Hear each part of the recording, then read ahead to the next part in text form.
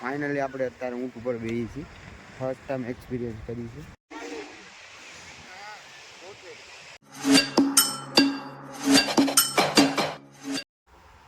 Hello friend, આવી ગયો છે આપણો નવો બ્લોગ. તો અત્યારે વાગી ગયા છે 5:30. તો આપણે અત્યારે જઈએ છીએ મંદિર બાજુ, કેમ કે મંદિરનો દરવાજો 5 વાગે ખુલી જાય છે.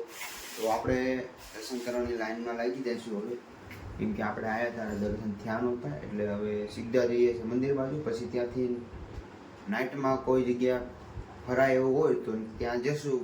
પછી નકર બજારમાં આટો મારીને આપણે પાછા આવતા રહીશું. કાલ સવારે ફરવાની કરશું.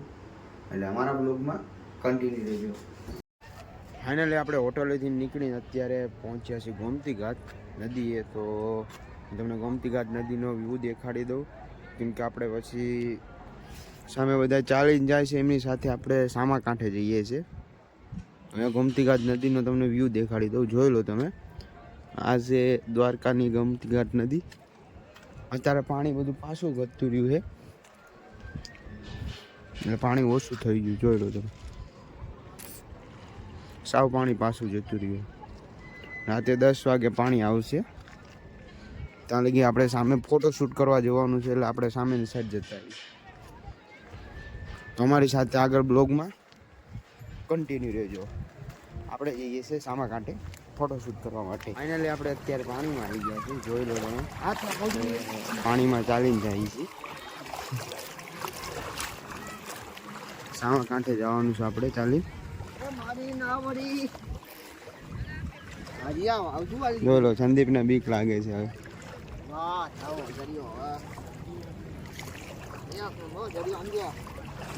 ચોખ્ખું પાણી છે એકદમ. આપણે સામા કાંઠે આવી ગયા છીએ.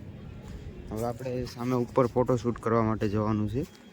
ત્યાંથી મંદિર દેખાશે ચોખ્ખું, એટલે મંદિરનો ફોટો જે મસ્ત આવશે અને બધું. તો આગળ બ્લોગમાં કન્ટિન્યુ રહેજો. દેન અહીંયાથી દ્વારકાનો વ્યૂ દેખાતો છે. અહીંયાથી પૂરું દ્વારકા દેખાશે, જોઈ લો તમે. ત્યાં છે આપણા દ્વારકાધીશનું મંદિર. પાણી પાછું વહી ગયું છે, એટલે અત્યારે અહીંયા સફેદ રણ જેવું બધી બાજુ દેખાય છે. સી આપણે દરિયામાં જ તે, પણ પાણી પાછું વહી ગયું છે, એટલે સફેદ રણ જેવું બધું દેખાય છે. હવે તમને હું બધું વ્યૂ દેખાડી દઉં, કેમ કે આપણે બહુ દરિયાની અંદર આવતા રહ્યા છીએ અત્યારે. કેમ કે પાણી રાતે 8:30 પછી આવે છે, એટલે કોઈ ડર જેવો છે ને, એટલે આપણે આવતા રહ્યા છીએ.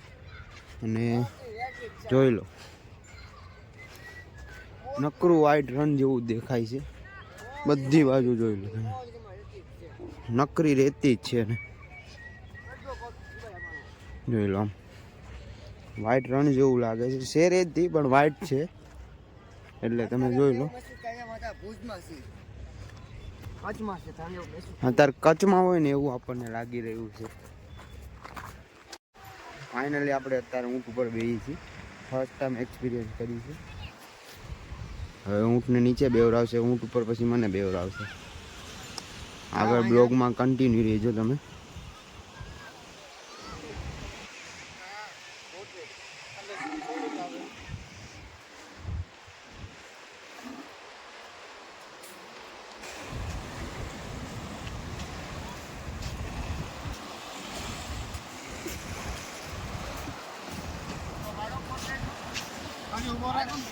પછી પાછું ના,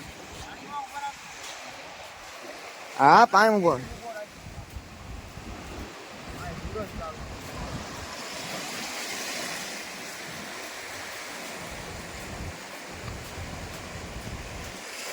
ફાઇનલી આપણે અત્યારે દરિયાની વચ્ચે ઊભા છીએ.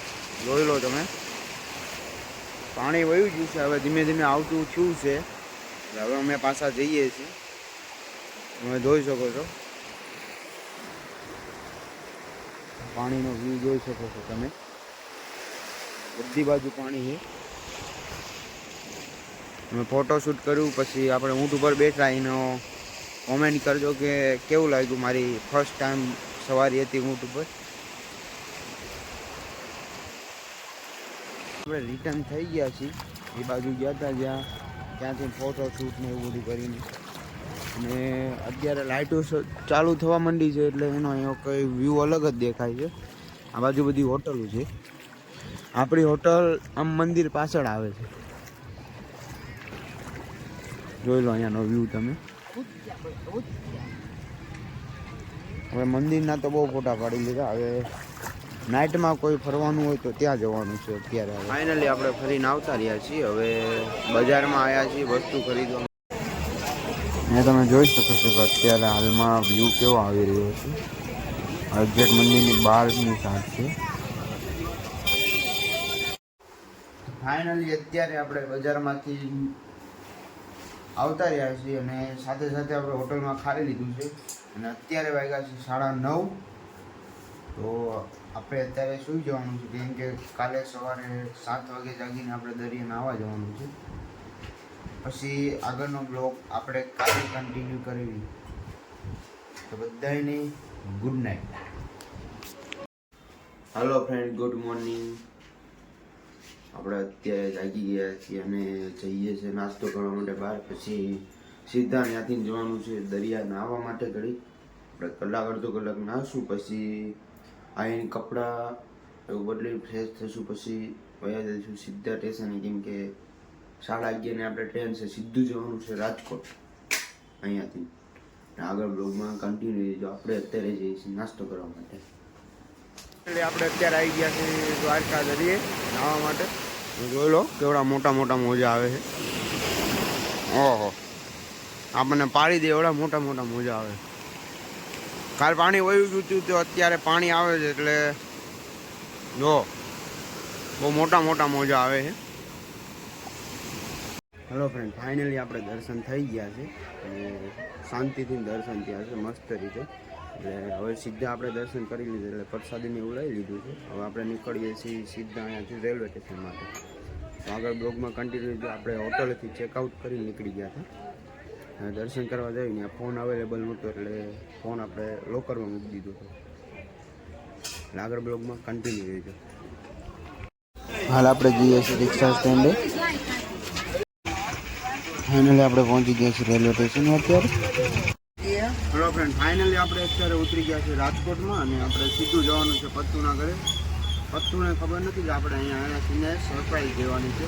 તો આગળ બ્લોગમાં કન્ટિન્યુ રહેજો કેમ કે ટ્રેનમાં બહુ ગીર્દી હતી, હલવાની પણ જગ્યા નહોતી અને ચાર્જિંગ નહોતું ફોનમાં. એટલે બ્લોગ ઉતાર્યો નથી. હવે ડાયરેક્ટ આપણે પહોંચીએ છીએ રાજકોટ.